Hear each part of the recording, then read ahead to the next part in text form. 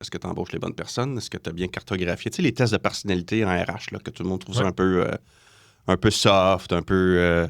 on se demande à quoi ça sert. Est-ce qu'on a affaire à un narcissique? Est-ce qu'on a affaire à quelqu'un qui va se trouver des justifications plus faciles, où il y a un trait de personnalité qui tire un peu plus fort la couverte de son bord versus la culture de l'organisation? Mais en même temps... Puis en même temps, j'allais dire, il y a des attributs business- là-dedans qui fonctionnent bien dans certains rôles. Je sais plus c'est quel article que j'ai lu récemment, mais les CEO des grandes corporations américaines sont souvent des narcissiques, parce que c'est comme un...